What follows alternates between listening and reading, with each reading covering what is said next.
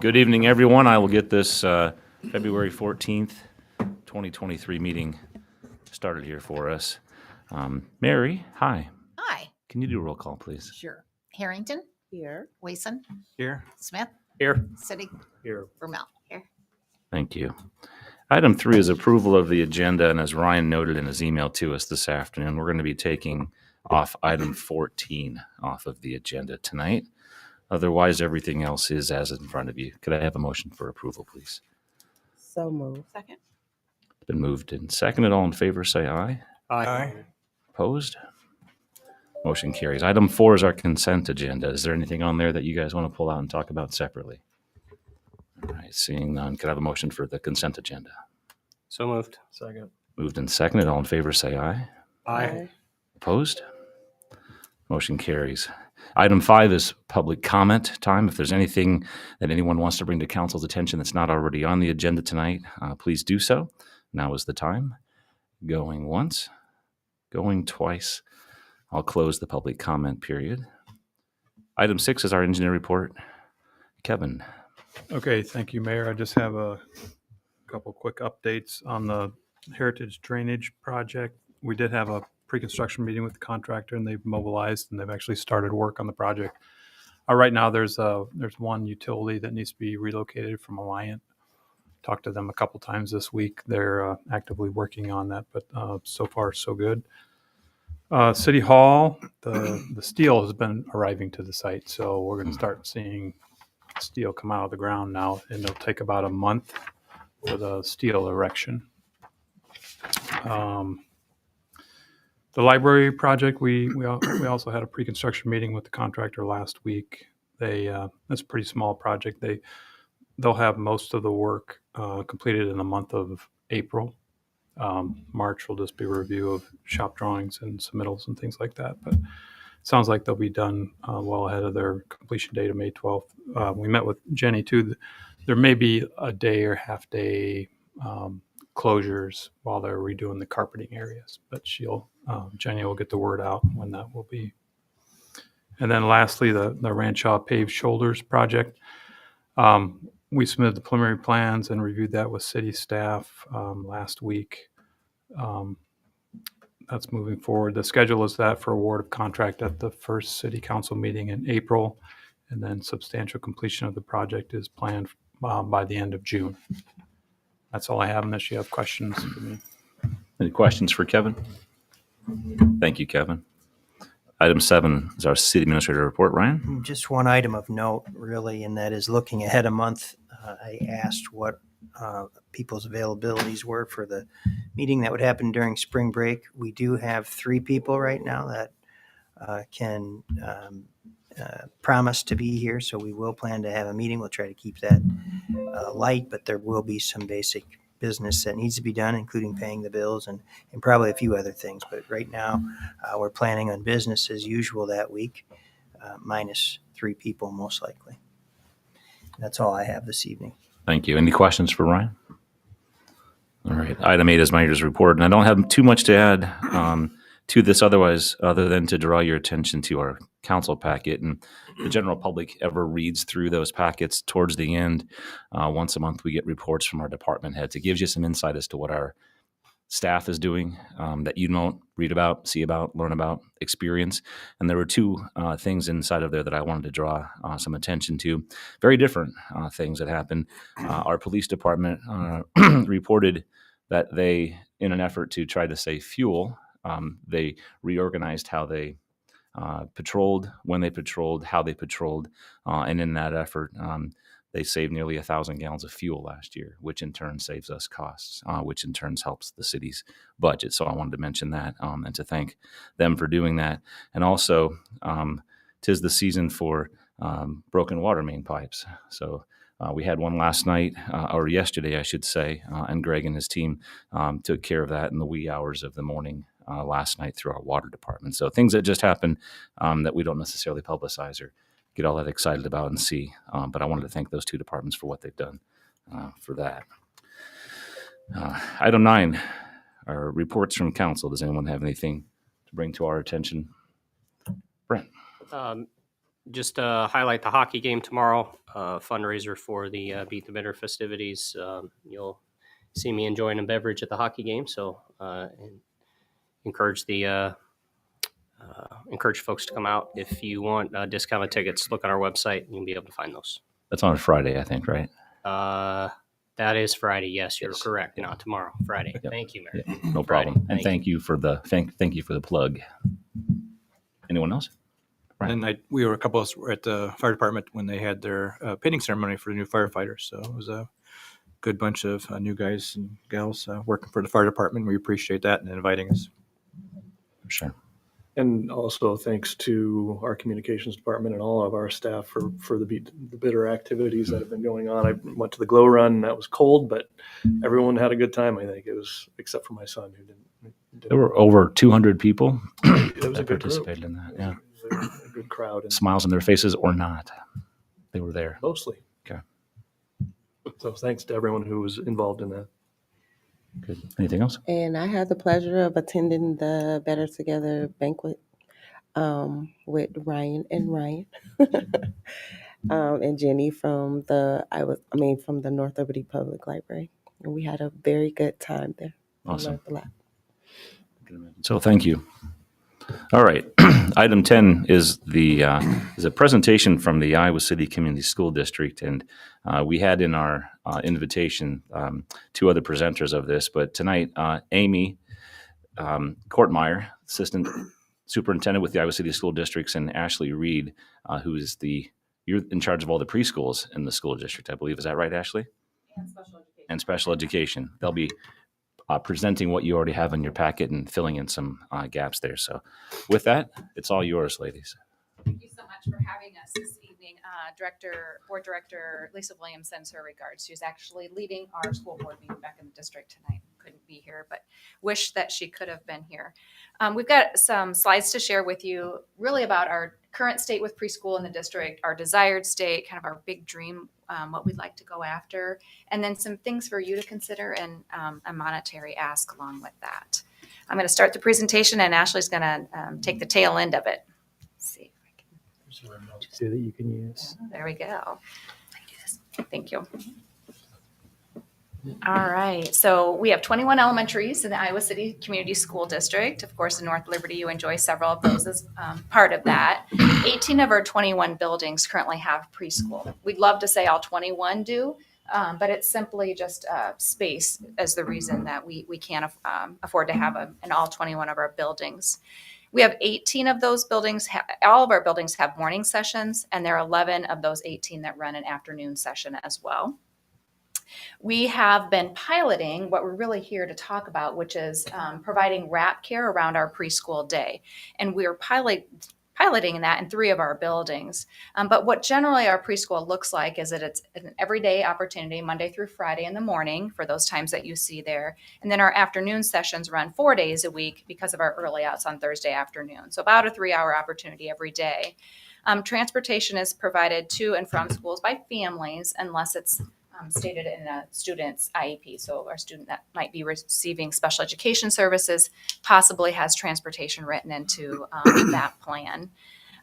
Again, I kind of led with this, got out of order, but 3 of our buildings were piloting a wrap care program. And often we use the term wrap care, but really what we're talking about is daycare on both sides of the day. So as we've gone out and talked to our preschool families in the past and trying to understand why we're only getting X amount of our students to come into our district, we really hear from our families that transportation tends to be a barrier, but really just having that small opportunity, that small window, that 3-hour opportunity, it's hard for working parents to get their kiddo there and then to come back and pick them up. So we really believe that we can increase the number of preschoolers that we're serving if we can also offer a daycare opportunity around the day. And that's what we're able to offer right now at Shimmick and Wickham and Hills Elementary. We're piloting that. And Champions Daycare, which some of you might be familiar with if you've got students at Grant, Champions also serves a before and after school program there. They're fulfilling that need in those 3 pilot sites. A really awesome thing about that this year is that the tuition that they're able to offer is and tuition increase will go up a little bit next year. We're working on that figure right now, but right now it's been $125 a week. So for that opportunity for families, it's really been one that a lot of people have enjoyed, and they've been able to keep the cost down. So our goal is to increase not only the preschool participation that we see, but we think that we can have that happen if we can provide a daycare kind of opportunity around it. District-wide, all of our classes at the elementary hover between about 1,000 to 1,100 students. And we're not getting anywhere near that amount of students to come into our 4-year-old preschool programs. The state does fund us the reason we only offer a 3-hour opportunity is we only receive funding for 0.5 of that student. So typically we receive about $7,500 for a full-time student, K-12. Preschool funded through our state legislature and our funding formula is only funded at 0.5. So that's why we offer only the 3-hour experience. A big thing, and that you'll hear us come back to later, is that this we through our Infinite Campus student management system, as our kinders are enrolling for us for the first time, we do ask about whether they've had a preschool experience or not. And we're hearing from this last core group of families that about 280 of that roughly 1,100 kiddos are not having any sort of preschool opportunity. That's the number that we're going after. So I think the next slide will show this. We have 475 students that are sitting in within our 18 buildings that I was referencing earlier. 114 students are out in our partner programs with places like Frog Hollow that you'd be familiar with up here in North Liberty. And that's a tight partnership. There's a lot of funding that goes back and forth between what we receive as a district and if you're a partner agency like a Frog Hollow. We work closely with them. What's advantageous about that is that there's tight connection with the curriculum that's happening. And so it's a very nice partnership. Again, you heard me talk about what our overall kindergarten enrollment is already and the amount of students that are currently not receiving a PK opportunity. So you've got who we're serving within the district. Then you've got another 114 that are in our partner agencies. You've got this 280 that are not receiving PK. And then that doesn't add up to 1,035 though, right? And so there's a handful of students, or a decent amount of students too, receiving preschool from a different provider. So what is our desired state? I've alluded to this a little bit already too. We want to have quality preschool offerings across the district, and we want to maximize the number of students that are receiving preschool services. And we want high quality childcare options for our families too. We know that if we can provide that to families, we're more likely to see preschool membership increase. Ultimately though, what we're coming to you for is to think about how we can help offset that childcare cost for our families that would typically be on free or reduced price lunches. That's how we measure, our poverty rates in the district. Poverty rates in our district tend to hover around about 40% of our overall student population. And so what we'd really like to think about is how can we make that affordable or essentially no cost for about 40% of those preschool families. And also, of course, our goal is to manage the operational cost that as we're trying to scale up with the additional students and providing daycare with all of our buildings. Also, as we think about this, we are, of course, you probably are acutely aware, moving to a middle school model in the 24-25 school year. And that also then gives us some more space back to offer the wrap care, because if we have a morning and afternoon session, we've got to have a space for the kiddos to be on the other half of that day. Some assumptions, though, that we're working off of as you see the next slides, is that cost is based off an assumption that we'd have a preschool classroom, so an AM and a PM at all 21 of our buildings. Each, there we just talked about that. So for 42 total sessions.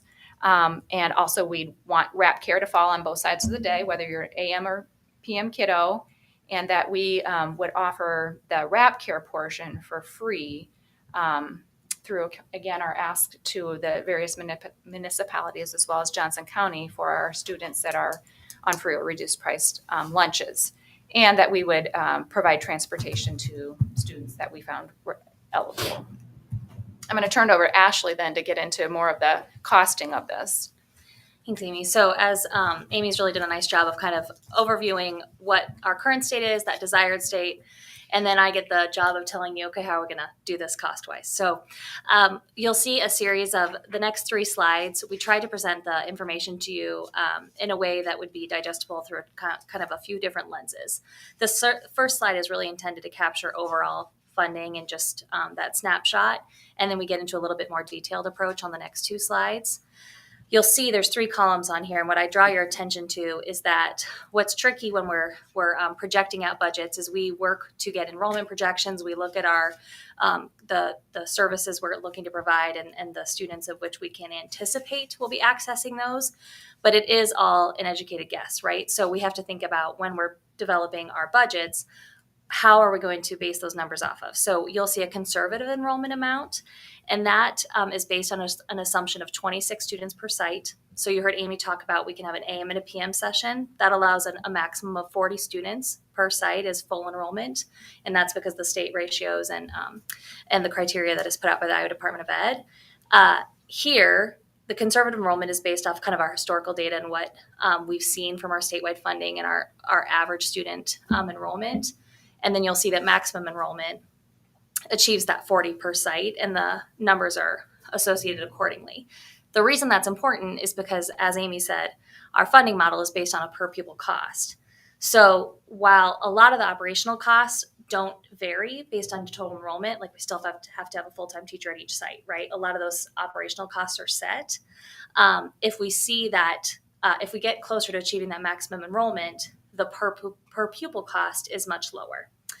So essentially, it's just a little bit more bang for our buck. So total cost is outlined there. You'll see district contribution, and we can talk a little bit more about that here in the next couple of slides. Special education, because all of our preschool programs are fully inclusive, meaning they serve all students, there is a portion of funding that comes from special education for both the teacher and student services. And then that funding from state is the per pupil funding we get from the state. And then you'll notice that throughout these next 3 slides, what we're asking and the assumption we're making is if we were to get a collective contribution from all municipalities that totaled that $1,660,000, that would be what we would need to achieve what we're talking about. So again, we can get more into the weeds through questions if there's pieces of this that I can help draw more attention to, but these next 2 slides really try to overview where do those monies go. And on this slide, you'll see this is more where you'll see a lot of that district allocated cost. So we're still needing to identify ways to redistribute some of our funds to ensure this can happen. And a lot of our funding does come from or contribute to the infrastructure and kind of framework to achieve this. So you'll see leadership, administrative support, some of those components on this slide and where those contributions come from. And then on this next slide, the reason for that ask, that $1,660,000, you'll see really is outlined in that supplemental assistance for childcare for families who are free on that free and reduced lunch, and then that transportation. Because again, what we're trying to achieve is that high quality service for all of our eligible students and at no cost to our families who are already experiencing difficulties and barriers. And then I would just make a note that you'll see the special ed figure here at the bottom alters from the previous slide. And that's because on this slide, this outlines the additional coverage of teacher cost. One thing I think we should point out is Ashley's done a nice job talking about that conservative enrollment column versus a full enrollment. So for us to get to our desired state, we're not talking about capturing all 1,100 of our students. We're talking about the 840. And that is really around those 280 students that are having no preschool service. We are not trying to put other providers out of business. Yeah, thank you. And then this slide is really just some represented formulas of how we could consider the funding being allocated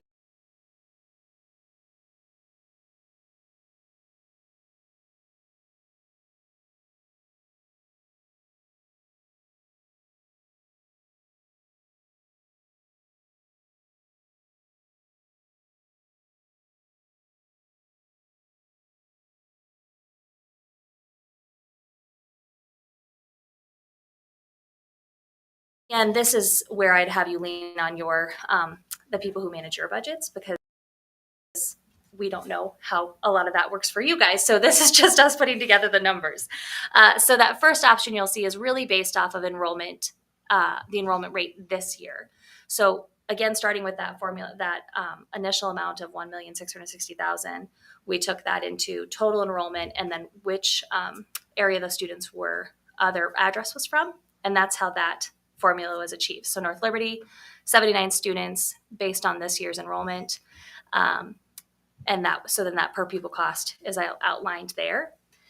Whereas the next line 2, thinking about, since there is going to be increasing cost, looking at how could we lock in kind of a set figure for budgeting purposes for 3 years. So that takes average enrollment, 6 years of historical data, and gives a 3-year set rate, and that is a yearly rate. And then the last figure there goes based off of our maximum enrollment that we talked about, that 840 students, and then the community partner enrollment.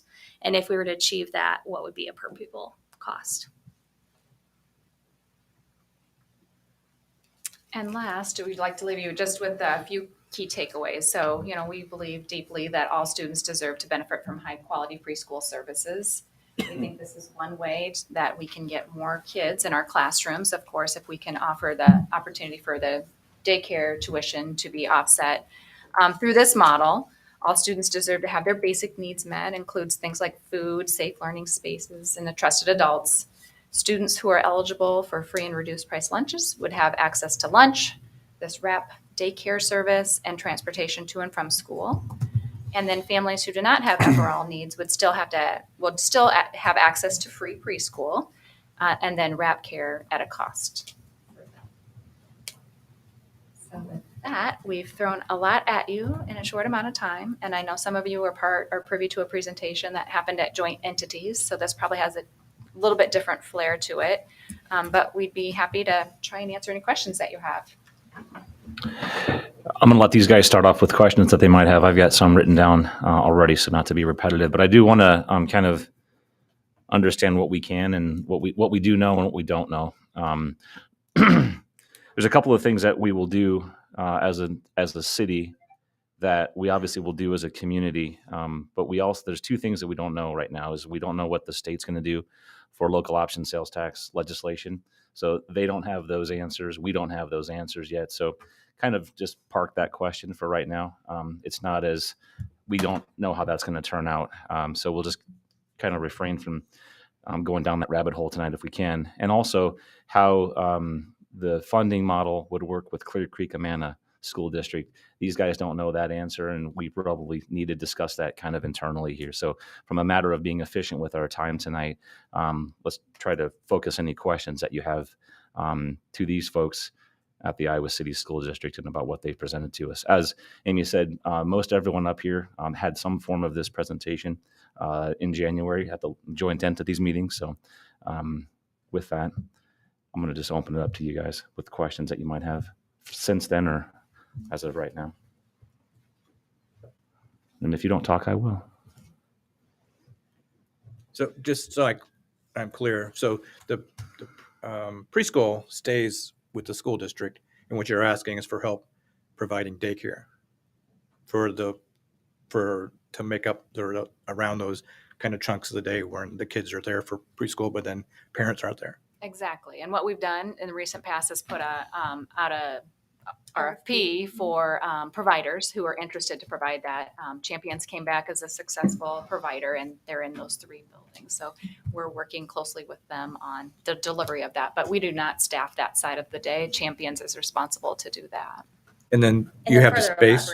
Sorry, I would just also say that, to be more specific, our ask is really to support our families who are currently struggling to access childcare because of lack of affordable options, to provide those additional meals or supports to our students, right? So we're committed to moving forward with trying to continue to develop more robust preschool programming, wraparound childcare services, but we have to have those operate at a cost right now for all families because we don't have a way to access additional funds beyond what we've already tapped into as a school-based system.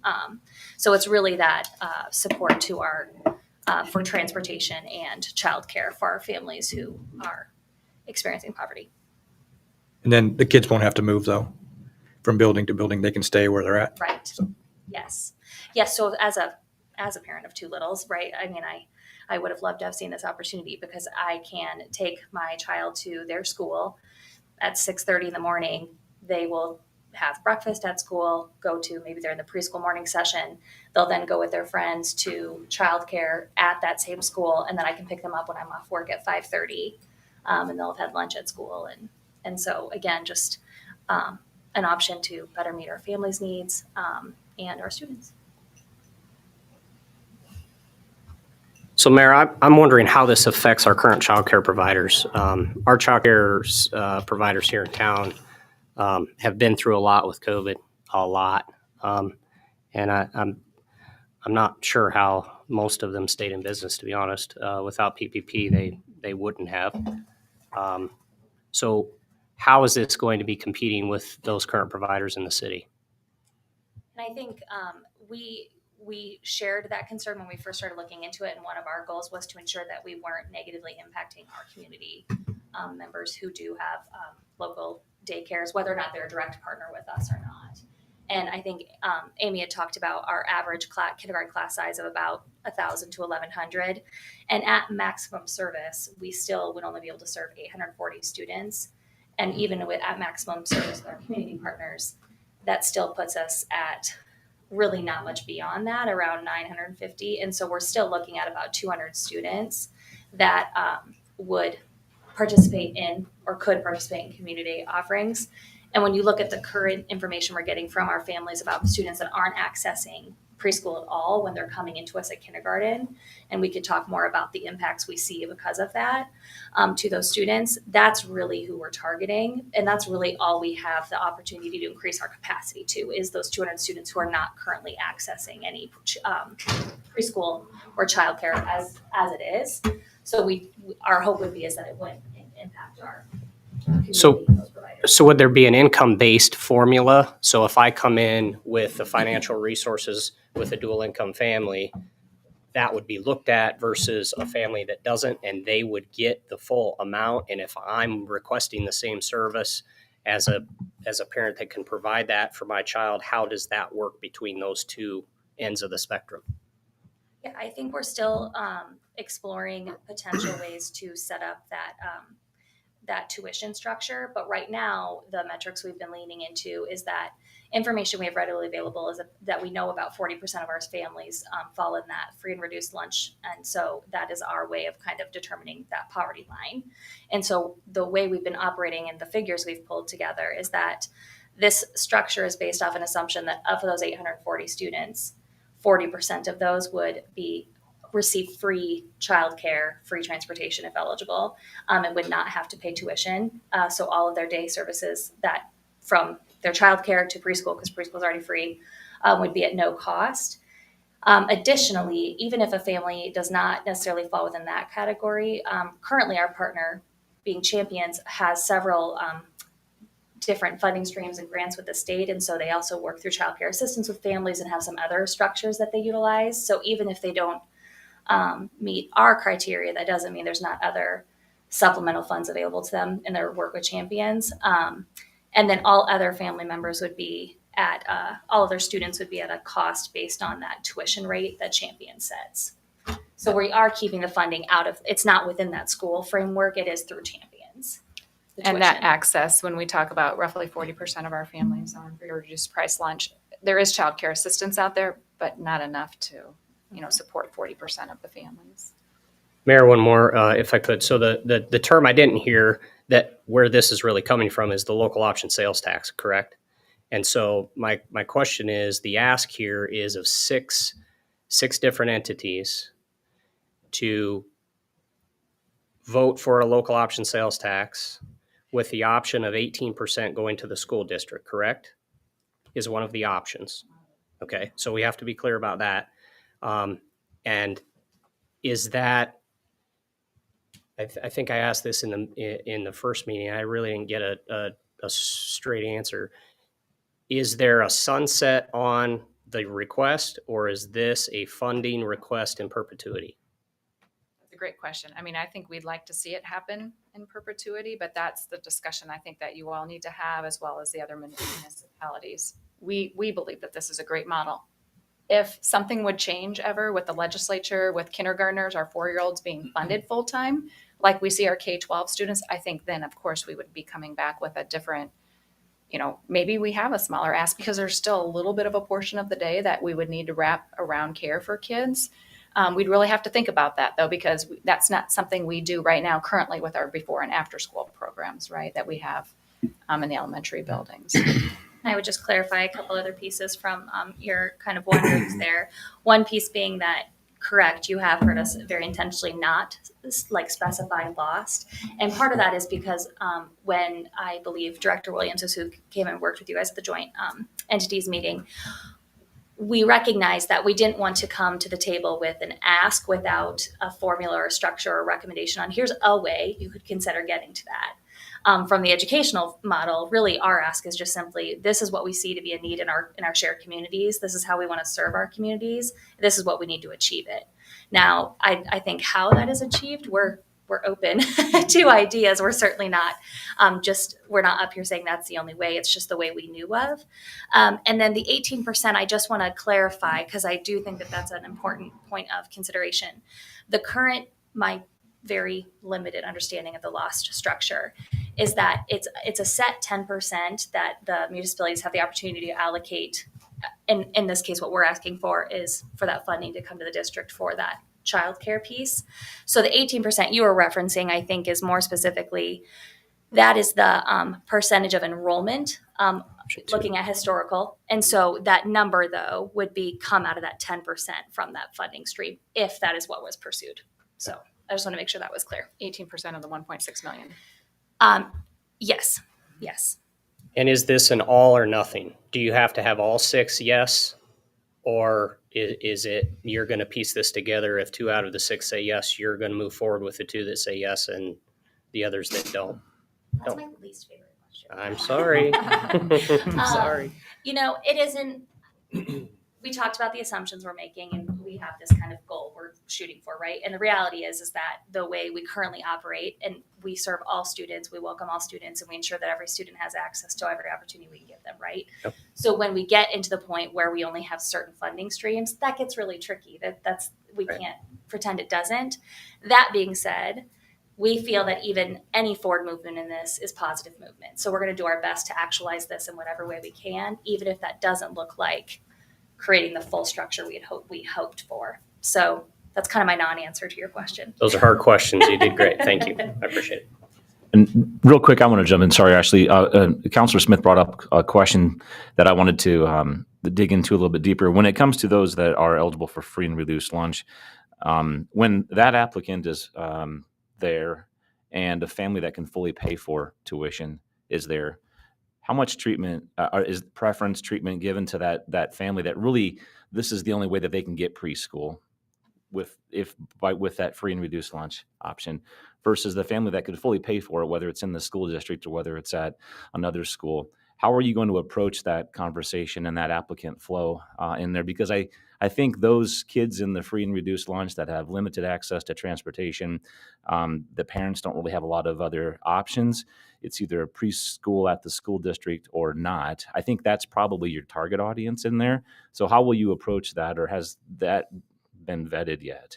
We haven't gotten into the weeds on that, but that's a really good problem if we can get there. What I would say is you saw us talk about in that our perfect state to be at 840 students, which is 40 students per attendance center. We know if we would be super lucky and have 50 families register at any one site, that we've got to take 10 families and offer them a different, hopefully close setting, and that wouldn't necessarily be in their home attendance center. So that would get tricky. We would have a place for everybody because our goal is to get to the 840. I don't think we can make a promise, though, that it would be necessarily in your home attendance center. But right, I mean, our priority is our students that are living in poverty. Okay. We're not going to turn. I don't see us turning people away. What I see is people having to say to us, "Yeah, we're not going to make. We appreciate what you're able to do, but we're not going to, take them to the school that's next." And that might be an option. You just might not have room in the school that those kids attend otherwise. Right and what we have to do with some. And will transportation still be provided to the other location if it's not necessarily like right by them? Doesn't sound like it. No. But therein lies why we would serve the students that are in poverty probably first at the school, that their neighborhood school. Okay. Okay. Sorry, Ashley. No, no worries. Has there been much communication with individual school administrators and staff, and what has their feedback been like when proposed this?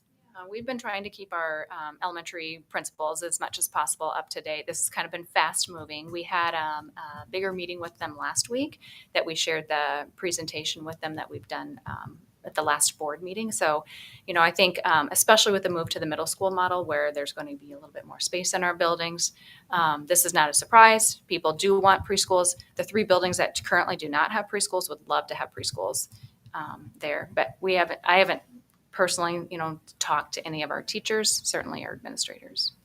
And I would say, and we've done some just kind of like focus groups, had some constructive ways to get some feedback, both in those pilot sites this year to learn from our administrators and our preschool teachers, what's gone well, where have been the challenges, where can we refine, and then in the conversations of looking at, we're proposing an increase in 2 more sites for next year, and in conversations with those administrators, I think that what has been overwhelmingly clear is the educational support that our team has and our teachers and our administrators have for getting all of our students access, because we do see the impact to our students who are coming to us in kindergarten who have not had a school experience prior to that, and the areas of need that sets them up for. I have one more question. And when I ask this question, I do not have a background in education. So I'm asking this as you guys are the experts, but as we go into the middle school model and it frees up space in our schools, why this rather than looking at lowering the classroom sizes right now? Question. So you're saying why not come ask for dollars to help with reduce offset? Well, if we have space, and right now, we're looking at classroom sizes of 28, 29 students. And as a parent, certainly there's concern, and it's in some cases widely spread. Why wouldn't you look at an opportunity to maybe reduce those classroom sizes and alleviate an already existing problem rather than introducing perhaps another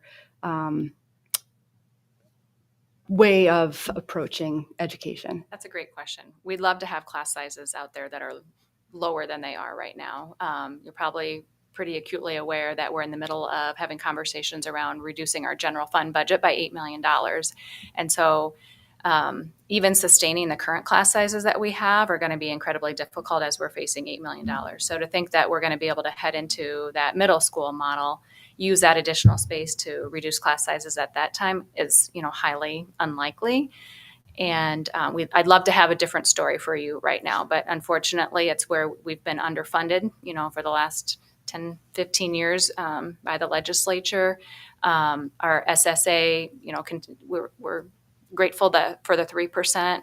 We know what's going to happen in the future with potentially with budgets, with the voucher conversation and the approval of that.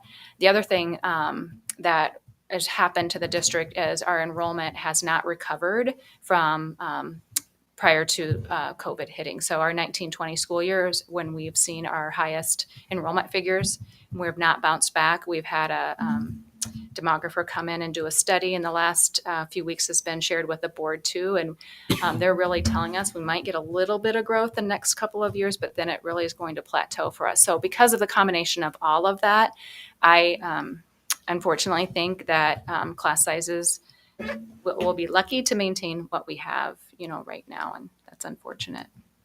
And for budgetary reasons, as you can understand, for us to be able to decrease class sizes, that would require us to bring on more staff. And whereas in this proposal, the ask, again, that funding model, we already have majority of the preschool teachers because we're already operating at 18 of our sites. So from that's kind of where that operational cost comes into play.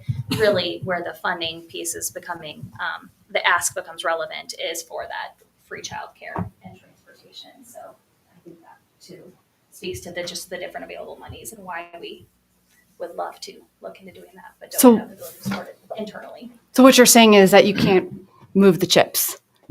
Gotcha. Any other questions? You've got one brewing, it seems like. Who, me? Yeah, you.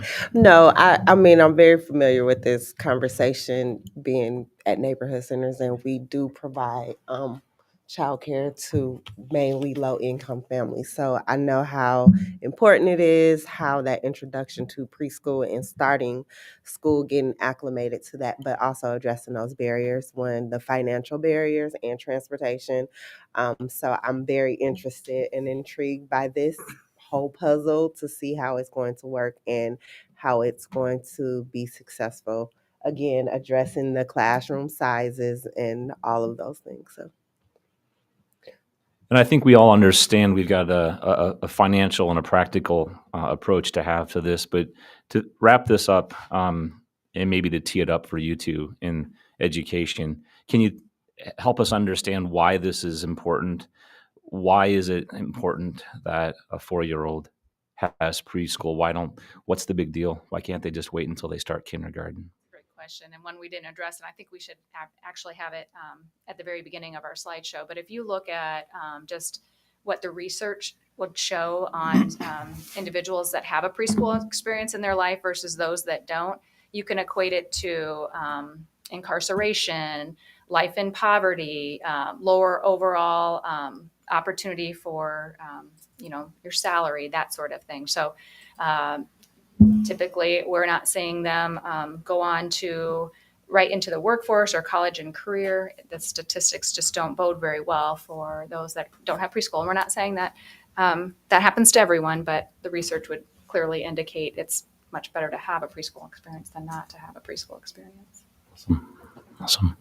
Thank you. One more thing Yeah, I please could do. ask, I'm going to put a plug in just for a little bit of a timeline. We've presented to Johnson County supervisors already, and we did get asked about, what kind of tight time frame might we be under. We put out a notion of we'd love to have information back by no later than April 1st. So if there could be some sort of a vote prior to that, we know that the supervisors meet more regularly than the council does. As we left that meeting, their hope was to continue their conversation and try to do a vote by the middle of March. And I know we're coming with a big ask and then putting some pressure on you with timelines too, but that would be our last ask as we leave tonight. And that's important. Why? I know the answer to that one. Because it has to do with if you're going to go after the lost piece of this, then we need time for it to go over to the county auditor, for the language to get billed on the ballot. That language, I believe, would have to be on the ballot as early as beginning of August, 84 days prior to the vote in November. Awesome. Thank you. Additionally, it gives us the opportunity to partner and educate our community, because we know that to get this, if that is the funding stream we were to pursue, to pass that, there's a piece of educating our community on why is this important for our community? How does this serve our students Right. and ultimately in the future? So, Right. Terrific. thank you so much. Thank you all so much. Thank you all for your time. Thanks. Yeah.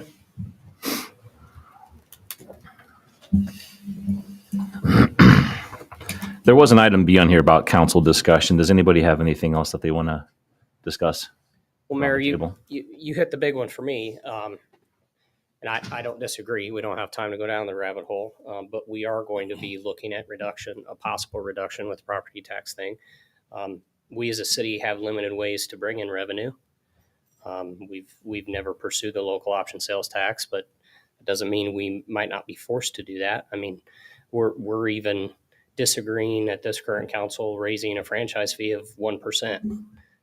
If we're having that argument, this blows that out of the water. So I don't know. There just seems to be a lot in a really short time frame. And to me, it just seems forced at this point. That's my view.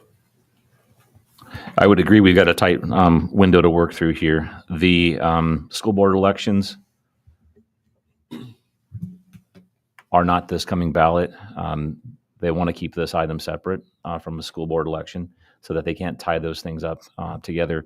It also gives them a better chance just to make this clearly about the local option sales tax. So I agree. We got a tight window here to work through. Ashley? One thing I'd like to add is I've had some brief conversations with individuals that work at our local schools, and I've heard some conflicting, some arguments for and some arguments against it. So I would love if we started a conversation to start, hear some dialogue from the individuals that it impacts most and those constituents that are we're affecting at a community level, and make sure that they're being heard and feel like we're supporting their efforts as well. Okay. Anything else, you guys? Okay. We will move on to item number 11, and that is our FY 2023-24 budget. And item A is the public hearing regarding proposed maximum tax levy. If there's anyone in the audience that has anything to bring to our attention about this, now is the time. I'll open that public hearing, and going once, going twice, and I will close the public hearing. Item 3 then is resolution number 2023-10. This is a resolution approving the maximum tax dollars from certain levies for the City of North Liberty's proposed budget for fiscal year 2023. And can I just have a motion to open this conversation, please? Second. Been moved and seconded. And Ryan, could you put a little finer point on what we're actually doing here in this resolution? Sure. This is the first of two public hearings we'll have on the FY24 budget. This first one focuses on the proposed property tax levy, and what they mean by that is how many tax dollars we would be raising this year. You can see in the resolution, it's about round up to $11.4 million. So if the council at some point decided within the next 2 weeks that they wanted to spend $11.5 million, we'd have to do this process over. If we remain at this number or lower, then this public hearing and resolution sticks. I think the challenge or the issue that we're running into this year that we haven't in years past is there's a piece of legislation floating out there that would retroactively change our valuations, which if we did nothing would bring in less than that $11.4 million. We would have the option, this council would have the option to increase the tax rate to bring in that $11.4 million if they so choose, assuming again that legislation is approved. That's on the floor for debate tomorrow, I guess. So that's maybe a little bit more than you care to know at this point. You've heard me expound on this topic previously, and we will probably know more after tomorrow's House debate. At this point, we recommend moving forward with the resolution and anticipate that it won't change in terms of maximum levy moving forward. All right, thank you. Do you guys have any questions about that? Okay. Mary, can we have a roll call, please? Smith, Aye. Siddick, Aye. Wason, Aye. Vermel. Aye. Harrington. Aye. I only had 4 tick marks. I was waiting for the 5th one. Thank you. Item 12 is the street naming, and item A is Planning Commission and staff recommendations. Russ. Just 2 quick street names. We missed it on the preliminary site plan, so we're catching it on the back end here. So we need this formally to name streets in the city, even though they're private. It's a big deal. All right. Item B then is resolution. There's a slight modification if you're following along. Resolution number 2023-11. This is a resolution authorizing and approving the naming of Emery Place and Quarter Moon Court in Solomon's Landing Part 1 in the city of North Liberty, Johnson County, Iowa. Can I have a motion for this resolution, please? Second. It's been moved and seconded. Do you guys have any questions about this? All right. Mary, roll call, please. Vermel. Aye. Harrington. Aye. Siddick. Aye. Smith. Aye. Wason. Aye. Motion carries. Item 13 is our zoning ordinance moratorium, and item A is a public hearing regarding proposed ordinance amendment. Is there anyone in the audience that wishes to make a comment in regards to this zoning ordinance moratorium?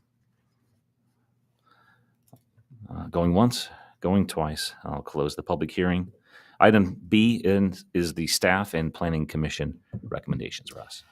Yes, so the comprehensive plan was presented to the Planning Commission last week.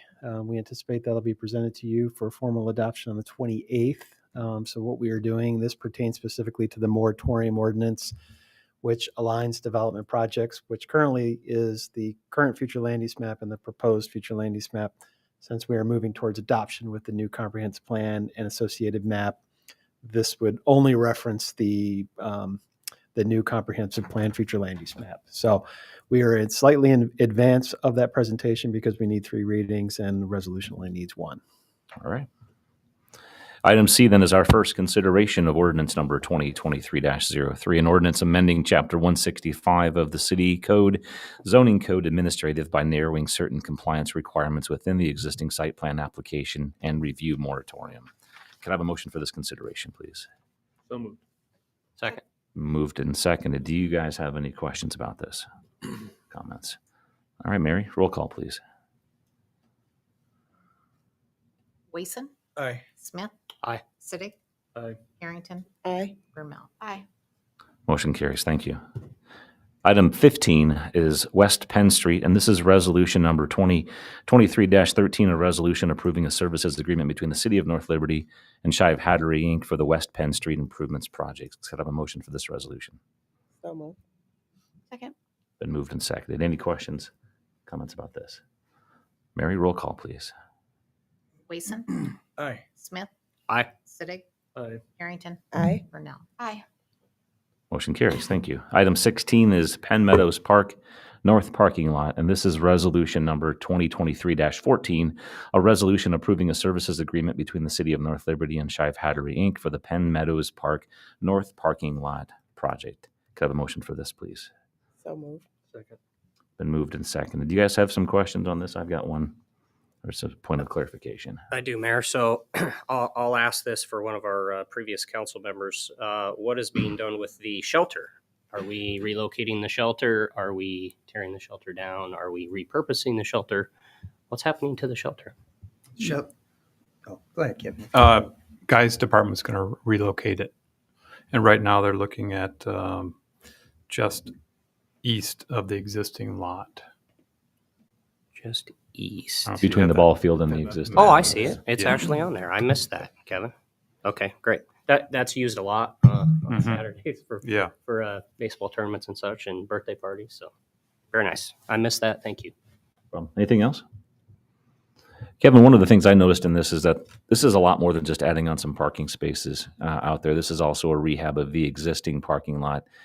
Could you spend just a moment describing the enhancements that will be made to that existing parking lot? Yeah, actually glad you brought that up because it's kind of an eyesore in the park, and it's failing miserably right now. And there's some base issues, so it's going to include some full depth replacement of asphalt, and then an asphalt overlay over the entire lot, and then it's going to include cutting in some landscape islands to make it conform with code, and we'll have some trees and vegetation, so it's going to look nice, and it's also going to allow Guy to have a home for solar powered parking lot lights within those islands. We're going to design and construct a dumpster enclosure, a code compliant one that looks nice too. Right now the dumpster just kind of sits out there. It includes sidewalk connections. It's really lacking right now, especially for the playgrounds and the ADA stalls. You kind of have to meander through the parking lot to get there. So it's going to basically rehab that existing lot, and it'll look a lot nicer. And I think we've even got a few extra stalls by rehabbing that thing, even by adding the islands. It's just a better use of the space. And then of course the new lot to the west, that's going to be a net increase of the two lots of about 71 stalls. Perfect. And could you also address the water drainage issue that we have west of that property and how this parking lot expansion will assist? Sure. We're trying to maintain and not increase the flows. So that trail serves as a kind of an outlet structure for a dry detention basin. So if you see it on a really heavy rain, you probably haven't seen it in the last year or two, but it does back up and water will pool there, holding back the water before it floods through those yards. So we're going to be doing some regrading to save that same volume of water. It'll still be able to do the same thing And then in addition to that, we're going to add 2 bays of permeable paver parking. That's going to do 2 things. It'll help with water quality, which is a goal of the city and the whole area, to allow that some of that small rainfall events to percolate into the ground rather than just running off. And then in a heavy storm event, it'll help to shave some of that peak runoff from going directly to the west, because it's going to take it to the north to Penn Street. Small pipe, and it's a small increase to Penn Street, but it'll do a nice job of shaving some of that peak flow that used to go straight to the west. Thank you. You guys have any other questions? All right. I was just curious about the layout and if there's any possibility of easily making this extend to the south so it's even with the current parking. So there's a connection on the south and the north, but I assume that's, and I see the tension there. Yeah, that was the whole problem. And then also that existing parking lot, we're adding curb and gutter around the new islands in there, but we can't add curb and gutter around the exterior because there's no storm sewer to collect that water. So that's going to have to run off at the same level. So we're not able to make that happen without destroying the volume we have for the detention. It's just too low. Good question. Anything else? All right, Mary, roll call, please. Smith, Aye. Sittig, Aye. Wason, Aye. Brumell, Aye. Harrington. Aye. Motion carries. Item 17 is our Northside Community Park, and item A is a public hearing regarding proposed Northside Park property purchase. Is there anyone in the audience wishing to make a comment on our Northside Community Park item? Going once, going twice. I'll close the public hearing. Item B then is resolution number 2023-15. This is a resolution of approval to proceed with a public improvement, the Northside Community Park project. Have a motion for this resolution, please. So moved. Second. Been moved and seconded. Do you guys have any questions, comments on this? Mary, roll call, please. Wason, Aye. Smith, Aye. Brumell, Aye. Sittig, Aye. Harrington. Aye. Motion carries. And item C is resolution number 2023-16, a resolution establishing fair market value and just compensation for the acquisition of certain property for the Northside Community Park project. Give a motion for this, please. So move. Second. Moved and seconded. Any questions or comments on this?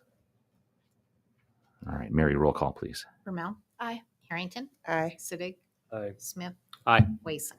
Aye. Motion carries. Item 18 is our Forever Green Estates Part 1, and this is resolution number 2023-17, a resolution approving the stormwater management facilities maintenance agreement and easement between the City of North Liberty and Bowman Property, LLC, that establishes the terms and conditions under which stormwater management facilities will be maintained for Forever Green Estates Subdivision Part 1 in the City of North Liberty, Iowa. A motion for this resolution, please. So moved. Second. Moved and seconded. Any questions about this? All right, Mary, roll call, please. Sittig, Aye. Brumell, Aye. Harrington, Aye. Wason, Aye. Smith. Aye. Motion carries. Item B is resolution number 2023-18, a resolution approving the final plat and accepting surety for public improvements for Forever Green Estates Part 1, North Liberty, Iowa. Could I have a motion for this resolution, please? So move. Second. Moved and seconded. Any questions on this? Just what's going to be able to done quickly? About $390,000 worth of stuff. Okay. Is there something they were worried about or?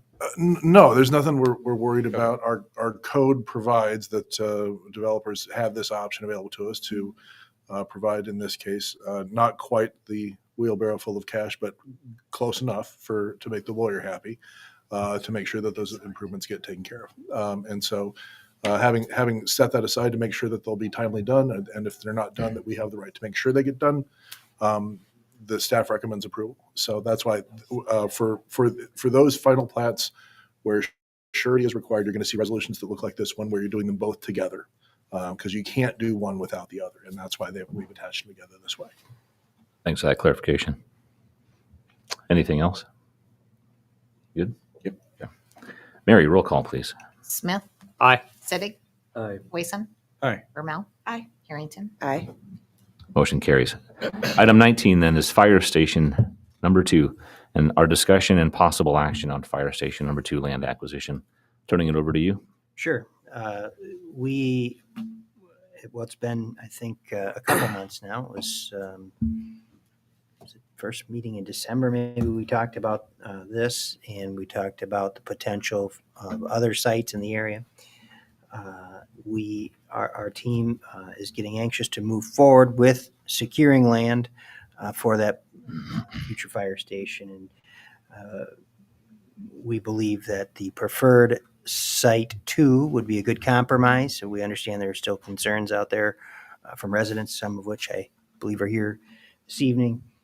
But we also want to be sure that when we're looking at the purchase of this property, that we're looking at best practices and what makes the most sense from a response point of view as well. And so what we're asking the city council for this evening is a motion to proceed with acquisition of this property. Property owners here also this evening. We would have a couple of steps to go through. I can't recall if we have an appraisal on this piece yet. No. Yeah, we have a few hoops to jump through. This motion doesn't do anything other than direct staff to get started, to present you with additional things. There are the land in question is ag land. We have to send out notices for ag land before anything can even possibly happen. That requires a 30-day notice and another public hearing.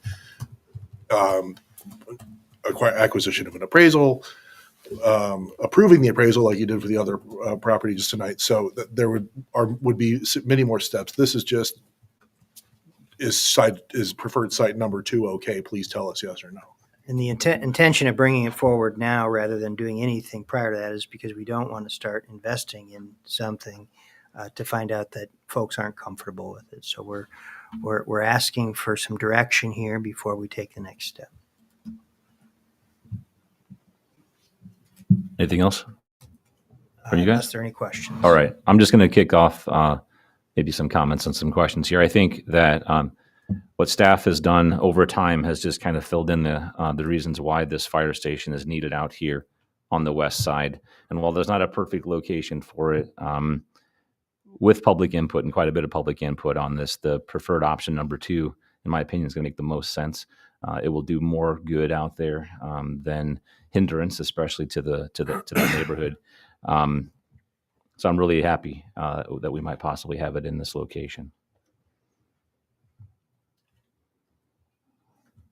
Do you guys have any questions or comments? Yeah, go ahead, Brian.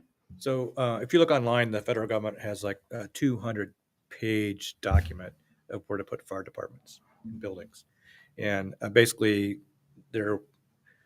what I took out of it is, what is your response time goal?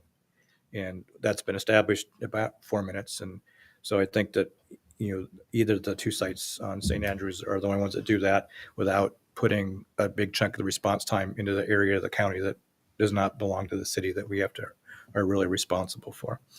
I do know that as a total strange thing is on the night of the fireworks, I drove past the fire station as the bay doors were coming up, and they were going on a medical call down to Keystone, which is down close to me. It took a long time to get down there because that's about as far as you can get and still be in the city. So from the fire station. So I think have something closer is going to be very important. And I think with site 2, I think is as best a compromise as we can get. Thank you, Brian. Anyone else? I tend to agree. I mean, I don't. If we weren't concerned about response time, I'd be in favor of putting it somewhere else. But since that's what we have to be concerned about. The only question I have is kind of a technical one. Kevin, will this be located right next to the roundabout location, or will it be possibly a few hundred feet away from that round? Oh, it will have to be a little bit. So there'll be space between the roundabout and the fire station. Okay. Doesn't matter to me at this point. So, all right. Seeing no other comments. Do we need just like head nodding? Do we need a consensus here? I'd like a motion to proceed with acquisition of preferred site 2. Could I have a motion to proceed with acquisition of Site 2, please. So moved. Second. Been moved and seconded. Any other questions or comments? Voice vote is fine. Could I, all in favor, say aye. Aye. Opposed? How's that? All right. Thank you. Thank you all. Item 20 is Physicians Building Group Zoning Map Amendment. And item A is second consideration of ordinance number 2023-01, an ordinance amending the zoning map district designation for certain property located in North Liberty, Iowa from ORP Office and Resource Park District to C3 Higher Intensity Commercial District. Could I have a motion for this consideration, please? So moved. Second. And moved and seconded. Anything else on this item? Mary, roll call, please. Harrington, Aye. Rommel. Aye. Wason, Aye. Siddick, Aye. Smith. Motion carries. Item 21 then is our zoning ordinance amendment, and this is our second consideration of ordinance number 2023-02, an ordinance amending Chapter 180 Subdivision Ordinance, Chapter 165 Zoning Code Administration, and Chapter 173 Zoning Code Sign Regulations of the Municipal Code of the City of North Liberty, Iowa. Could I have a motion for this ordinance for consideration? So moved. Second. And moved and seconded. Any other questions on this? Mary, roll call, please. Wason, Aye. Siddick, Aye. Rommel. Aye. Smith. Aye. Harrington. Aye. Motion carries. Item 22 is old business. Anything else out there? I think Beat the Bitter is still going on. Is that right? I'm just kidding. Go to Beat the Bitter website. There's still activities going on through the month of February. Fireworks were great. Fireworks were great. Sip and see. I'm sorry? The sip and walk or the Sip sip and and see. stroll, Strip yeah. and stroll. Thank you. Sip and stroll. Coming up, isn't it? Okay, on a Thursday night, I think. All right. Item 23 is new business. All right, seeing none. Could I have a motion to adjourn, please? So moved. Second. All in favor, say aye. Aye. Opposed? We are adjourned.